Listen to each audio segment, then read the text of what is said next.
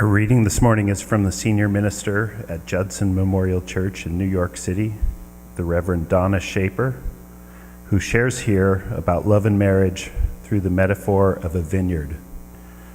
Her reference to Hosea is about his attempt to make up with his wife after breaking the covenant. Then I will restore back her vineyards. Hosea 2:15. The prophet Hosea is downright romantic in this passage, promising not only that the broken marriage will be healed, but that the vineyards will be restored. My friend says he plays penultimate frisbee, not ultimate frisbee. Many of us play marriage penultimately, and that's why the vineyards are not yet restored. In the marriage vow, we say no to consumerism in our romantic lives. Of course, there is somebody better for you, or who has less expensive teeth. There always will be. When you find the next one, there will also be a next one. One day you will wake up and realize that nobody ever really loved me the way I wanted to be loved. If you insert conditions into the covenant, so will your partner. If you take conditions out of the covenant, so might your partner. I said might, not will. To get the love we want, we need to give it. Unconditional restores the fertility of the vineyard. Conditional yields the grapes of wrath. I've been married through 5 dead dogs to the same man for 32 years. He knows how feeble I am. He knows my anger and its lack of a shut-off valve. He knows my varicose veins. He could, if he tried, advise less when we play tennis, or laugh more. We could get my veins fixed and his tennis chatter ceased, and probably not love each other that much more. Over the years, the conditions have disappeared. As they did, the vineyards got that ancient twine you see in winter, where you don't know which vine is which. So happy are they to be clung and flung and twined together.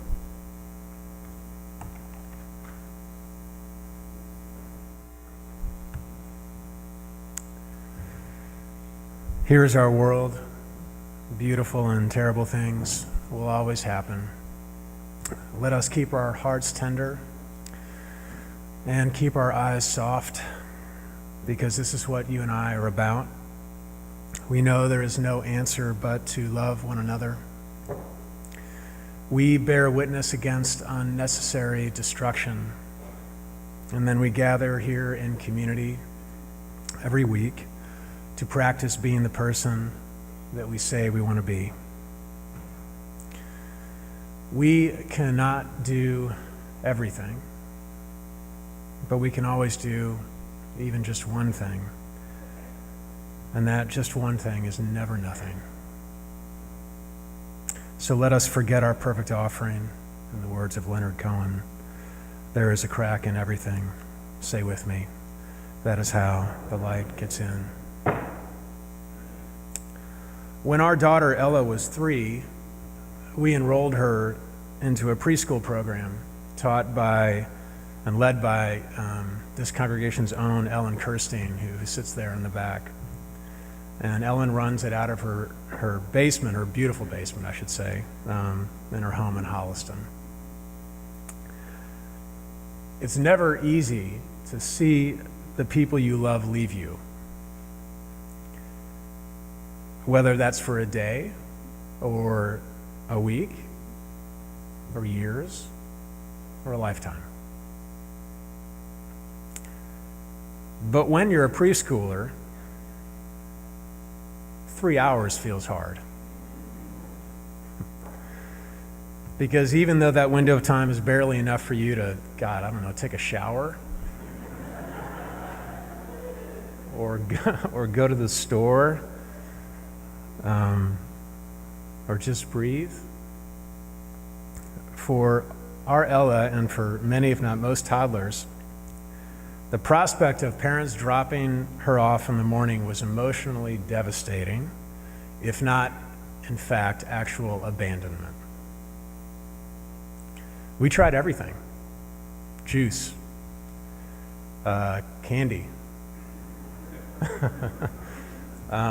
boxes of those little box cereals, like the ones that come in the saran wrap, and like there's 12 of them, and there's enough sugar for, I don't know, a lifetime.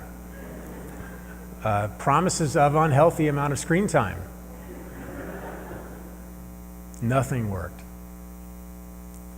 Not even Ellen's beatific smile or Ellen's inspired, made-up-on-the-spot songs. And I hope she might even do it on the spot if you ask her to sing you the one that she made up about being two. But none of it worked.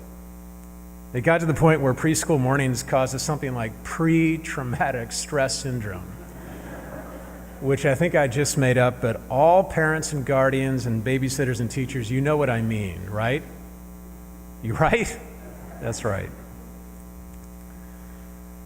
But if necessity is the mother of invention, then desperation is the mother of curing separation anxiety. Because one day Karen, my wife, got inspired. She taking Ella down the stairs, the preschool, and Ella, I was following. I could see Ella, big eyes, pre-scream, that face. She took Ella then to the far corner of the basement, and she said, "We're going to play a game." Now, games are like catnip to toddlers, or like toddler nip.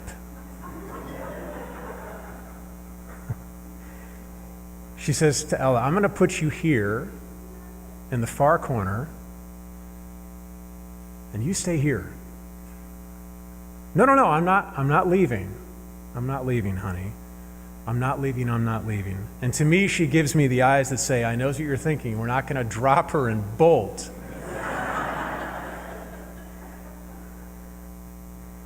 She says, Ella, I'm going to leave you here in the far corner. Ella, who learned to walk at 9 months and learned to run at 9 months and 1 week. And then, honey, I want you to run as fast as you can from the corner all the way across the room, as fast as you can. And I want you to give me the biggest hug that your arms can give. And then I want you to go all the way back to the corner, and I want you to take a deep breath. And I want you to run as fast as you can, as your legs will take you, and give your dad the biggest hug you can with your arms.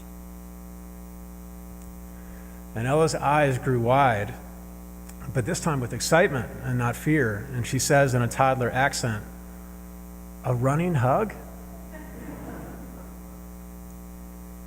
Exactly, a running hug.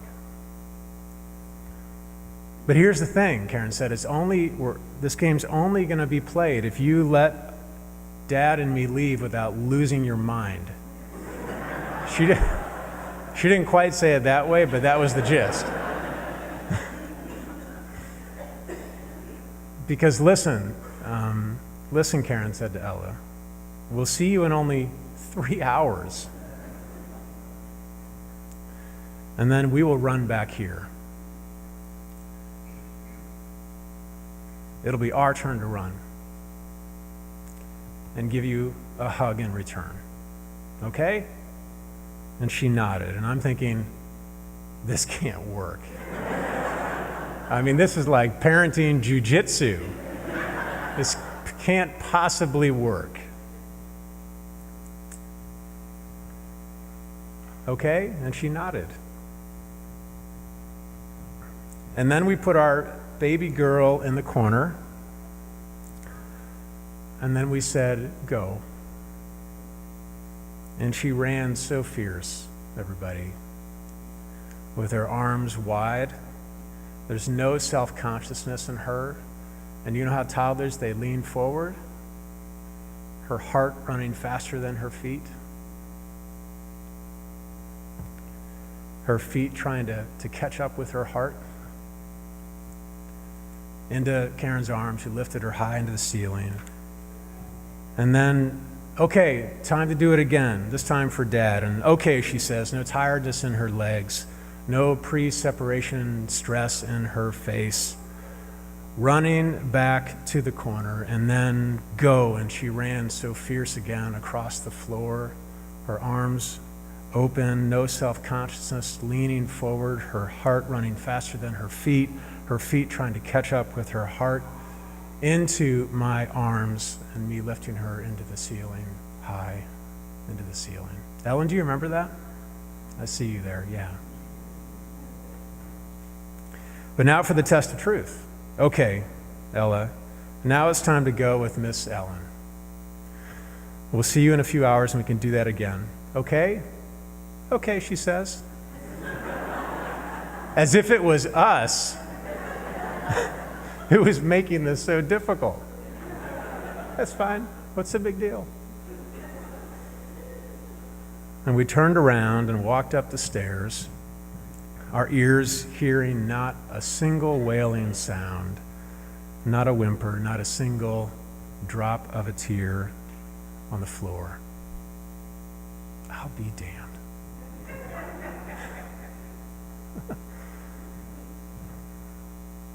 I love being a dad. But I will confess to you that I don't so much miss those toddler times. Except for this. The free abandon. The lack of being conscious of yourself, right? The heart running faster than the feet trying to catch up with the heart. Something happens to us as we get older, doesn't it? We get filters that put brakes on us, on our heart. They slow our steps so that we somehow get more restrained in showing our love. Like, guys give each other these awkward handshake, hug, chest bump things. I want to say to the men as a guy, let's give each other a hug. It's okay to show your emotion. Or how couples, in the same room together, good grief, on the same couch, they text each other rather than just turn around and say, hey. Now look, Karen and I do this all the time. I'm not up here preaching holier than thou, okay? Or how teens need distance. Our daughter, now Ella, now 15, and separation, understandably, such that heart emojis that she might send one of us and kiss emojis become the equivalent of a 500-mile hug, running hug, the song that we heard from the Proclaimers just a moment ago. Remember that song? Those emojis now prized, beloved, cherished. Something happens, though, as we grow up and old, such that running because something that we do, not in response to love and to hugs anymore. Instead, you know what we do? We run marathons. We run errands. We run ourselves ragged. This is the language of our time. We run 5Ks. We run a little bit wild on date night, and we stay out past 10. We run ourselves into the ground. Are you hearing me? We run all the time, but rarely do our feet lag behind our heart. Rarely does our heart run faster than our feet. What happened to me, to you?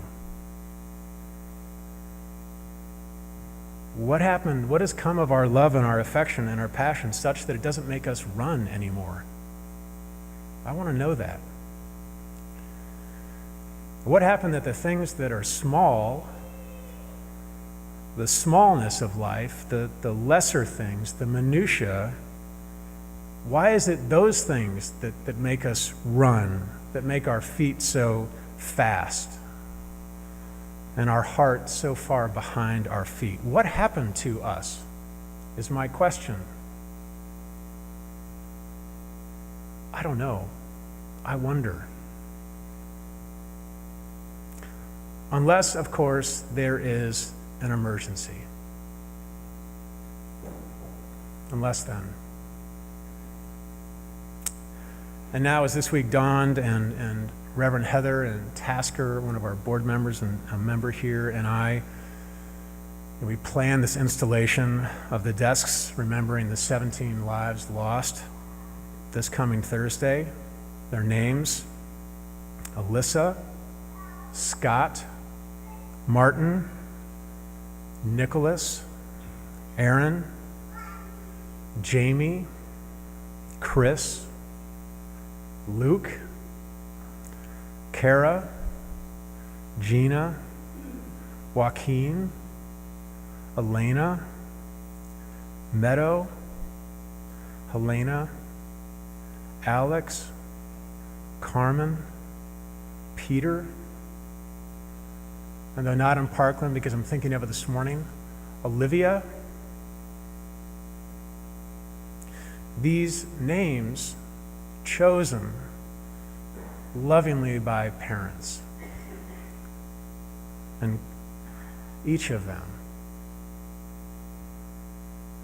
And I'm remembering now the footage we saw on our screens of the parents and the classmates and the siblings when the news broke of the shooting, the video not of anybody walking.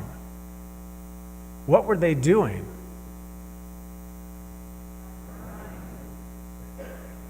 Running with fear so fierce, but love so fierce, their hearts so much faster than their feet could take them, with abandon and desperation and hope and anguish, and some absolutely most even blessed with relief, cradling their babies in their arms, running into hugs, running hugs everywhere, everywhere. And yes, some met unspeakable loss. I cannot even imagine. But our faith asks us to imagine, to walk in each other's shoes. That's what we say. To co-passion, to compassion with those who are near you and far away. That's what we say. To reach out to those in pain who we know and who we do not know. But friends, I still have this question. Why do we wait for emergency to run with fierceness to those we love? Why does it seem that loss or the fear of loss inspires us to run with honest love toward our children, our partners, our parents, our friends? Do we take them for granted?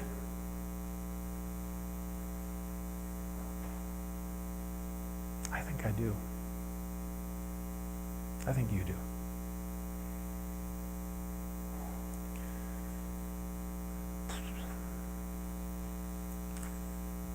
It has been a terrible week for my family. Out of the blue, the sky blue, our baby boy, he's not a boy, so invincible, just like that, got so sick.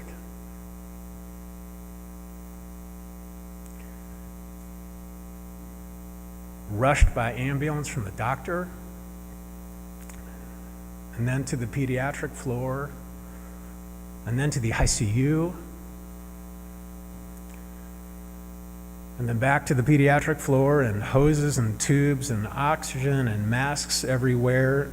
His body, so just 6 days ago, so independent and free and strong, and within a day, completely dependent on nurses and doctors and medicine. You know who runs with urgency and fierceness and love? Nurses do. Doctors do. The people that brought Emerson his first meal in 6 days do. God bless you if you're one of those people. God bless them. All the people who show up like that. And you know who else runs? Me. Karen. Ella. Our heart running so much faster than our feet would take us, than, good God, than the traffic between Holliston and Metro West Framingham would allow us. Framingham Center.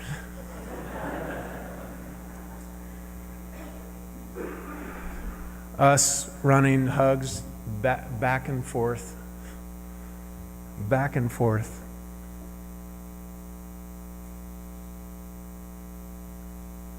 From you too, this congregation that has known him like we know all of our kids, but Emerson since he was 3,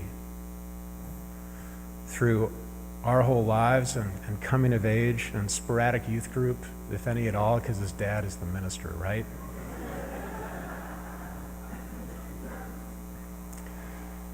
Here is my message to us that I am feeling and relearning again, because you deserve to know that your minister has so much to learn, just like you. We need to run and not walk with our love across the living rooms of our life. We need to not let emergency or fear or viral pneumonia be the thing that gets you to run with wild, unself-conscious abandon towards those who need and want our running hugs. We need to not let bad knees or busy schedules or routine be the excuse you give for why your heart lags so far behind your feet. We need to not wait. We need to not pause. We need to not hesitate. We need to not lag. We need to not promise to do it later. We need to not be chill. We need to not go slow. We need to say to ourselves across the room, like Karen said to Ella, we need to say to ourselves, go. And we need to run with our arms open. Our arms are open and our bodies forward, ahead of our feet, our heart ahead of our feet trying to catch up with our heart. And we need to run into the arms of our beloved, whoever they are, wherever they are. And when we do that, I want us to feel our spirit lifted up to the ceiling. Okay? Because our lives are short, but our love is fierce. So why wait? Why not start now? on that 500-mile or 1,000-mile running hug.